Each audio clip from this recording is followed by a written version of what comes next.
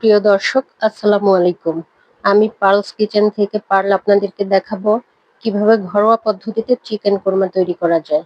কোরমা খেতে কে না ভালোবাসে, সেটা যদি হয় চিকেন কোরমা তাহলে তো কোনো কথাই নেই। দর্শক, চলুন তাহলে শুরু করা যাক।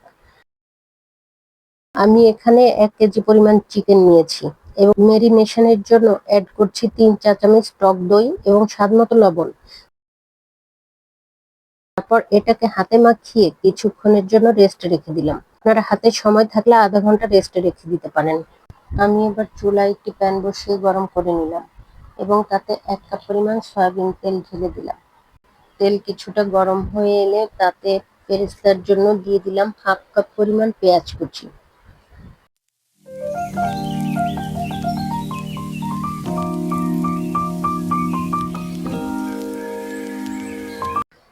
পেঁয়াজ কিছুক্ষণ নেড়ে চেড়ে তাতে অ্যাড করে দিলাম 2 চা চামচ ঘি। এরপর পেঁয়াজ কিছুটা বাদামি রঙের হয়ে আসলে প্যান থেকে তেল ঝরিয়ে তুলে নিলাম। প্রিয় দর্শক, এবার চলে এলাম মূল রান্নায়। আমি একই তেলে রান্না করব চিকেন। দিয়ে দিচ্ছি পেঁয়াজ কুচি 1/4 কাপ। এখন কিছুক্ষণ পেঁয়াজটাকে একটু ভেজে নিচ্ছি। এরপর দিয়ে দিচ্ছি গরম মশলা। আমি এখানে নিয়েছি 2টি তেজপাতা, হাফ জয়ত্রী, একটি কালো এলাচের ভেতরের বীজ, 3 টুকরা দারচিনি, 5টি সাদা এলাচ এবং হাফ চা চামচ কালো গোলমরিচ।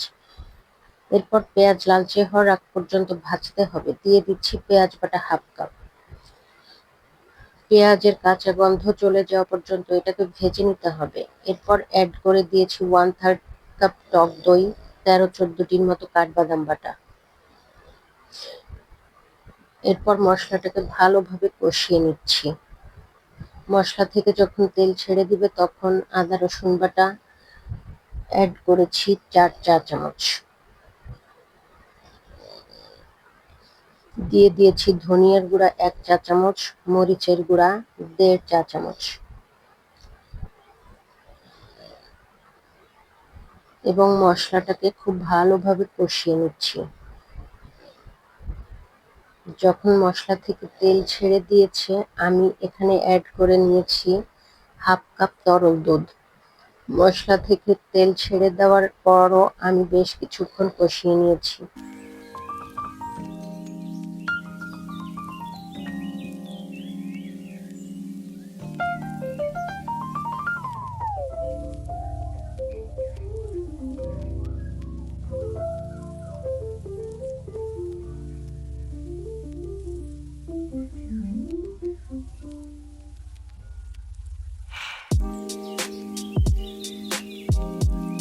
এরপর চিকেনটাকে মশলার সঙ্গে খুব ভালোভাবে নেড়ে চেড়ে মিশিয়ে নিচ্ছি।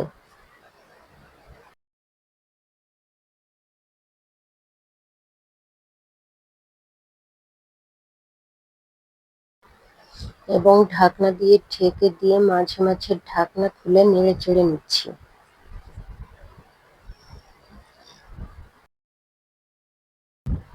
ভালোভাবে কষানো হয়ে গেলে দেখবেন যে তেল ছেড়ে দিয়েছে।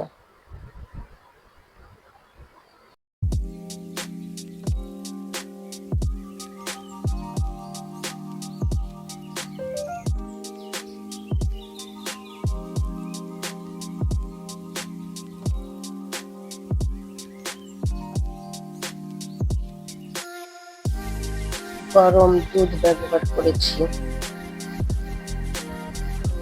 দিয়ে দিয়েছি 7-8টি কাঁচামরিচ এবং তারপর ঢাকনা দিয়ে ঢেকেছি। এরপর ঢাকনা দিয়ে কিছুক্ষণ রান্না করেছি। ঢাকনা খুলে উপর দিয়ে দিয়েছি 7-8টি কিশমিশ এবং আগে থেকে ভেজে রাখা বেরেস্তা। এরপর ঢাকনা দিয়ে আবারও রান্না করব 5 মিনিটের মতো।